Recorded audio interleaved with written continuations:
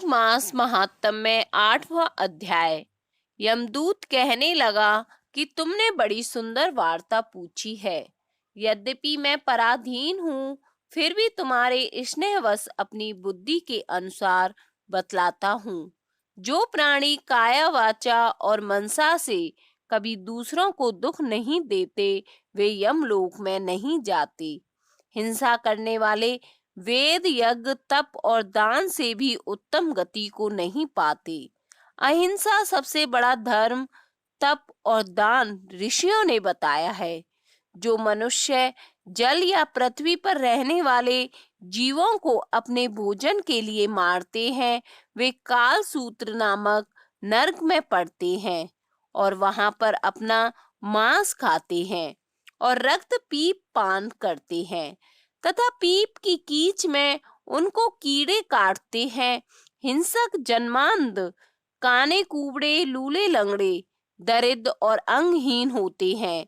इस कारण इस लोक तथा परलोक में सुख की इच्छा करने वाले को काया वाचा तथा मन में दूसरों का द्रोह नहीं करना चाहिए। जो हिंसा नहीं करते उनको किसी प्रकार का भय नहीं होता। जिस तरह सीधी और टेढ़ी दोनों प्रकार की बहने वाली नदियां समुद्र में मिल जाती हैं, वैसे ही सब धर्म अहिंसा में प्रवेश कर जाते हैं। ब्रह्मचारी, गृहस्थ, वानप्रस्थी तथा यति सभी अपने धर्म का पालन करने और जितेंद्रिय रहने से ब्रह्मलोक को प्राप्त करते हैं। जो जलाशय आदि बनाते हैं और सदैव पांचों यज्ञ करते हैं, वे यमपुरी में नहीं जाते।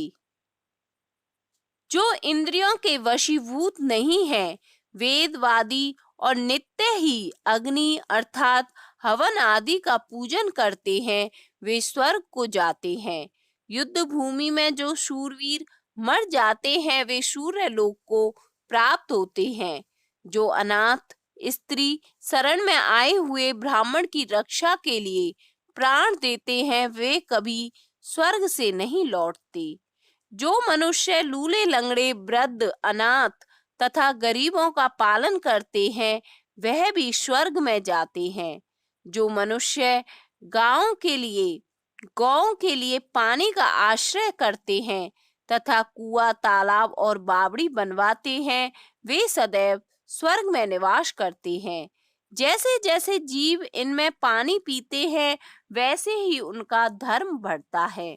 जल से ही मनुष्य के प्राण हैं, इसलिए जो प्याऊ आदि लगाते हैं, वह अक्षय स्वर्ग को प्राप्त होते हैं। बड़े बड़े यज्ञ भी फल नहीं देते, जो अधिक छाया वाले वृक्ष मार्ग में लगाने से देते हैं।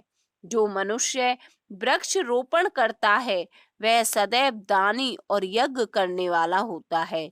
जो अच्छे फल और अच्छी छाया वाले मार्ग के वृक्षों को काटता है, वह नरकगामी होता है। तुलसी का पौधा लगाने वाला सब पापों से छूट जाता है। जिस घर में तुलसी वन है, वह घर तीर्थ के समान है और उस घर में कभी यमदूत नहीं जाते। तुलसी के सुगंध से पितरों का चित्त आनंदित हो जाता है और वे विमान में बैठकर विष्णु लोक को जाते हैं। नर्मदा नदी का दर्शन, गंगा का स्नान और तुलसी दल का स्पर्श, यह सब बराबर बराबर फल देने वाले हैं। हर एक द्वादशी को ब्रह्मा भी तुलसी का पूजन करते हैं। रत्न, सोना, फूल तथा मोती की माला के दान का इतना पुण्य नहीं होता जितना तुलसी की माला के दान का है। जो फल आम के 1000 और पीपल के 100 वृक्षों को लगाने से होता है, वह तुलसी के एक पौधे के लगाने से होता है। पुष्कर आदि तीर्थ, गंगा आदि नदी, वासुदेव आदि देवता सब ही तुलसी में वास करते हैं। जो एक बार, 2 या 3 बार रेवा नदी से उत्पन्न शिव मूर्ति की पूजा करता है अथवा स्फटिक रत्न के पत्थर के आप निकले हुए तीर्थ में, पर्वत या वन में रखी हुई शिव की मूर्ति की पूजा करता है और सदैव ओम नमः शिवाय मंत्र का जाप करता है, यमलोक की कथा भी नहीं सुनता, प्रसंग, शत्रुता, अभिमान से सिर्फ पूजा के समान पापों को नष्ट करने वाला तथा कीर्ति देने वाला 3 लोक में और कोई काम नहीं है। जो शिवालय स्थापित करते हैं वे शिवलोक में जाते हैं। ब्रह्मा, विष्णु तथा शिव का मंदिर बनाकर मनुष्य वैकुंठवासी होता है। जो भगवान की पूजा के लिए फूलों का बाग लगाते हैं वे धन्य हैं। जो माता पिता, देवता और अतिथियों का सदैव पूजन करते हैं वे ब्रह्मलोक को प्राप्त होते हैं। 8वां अध्याय संपन्न।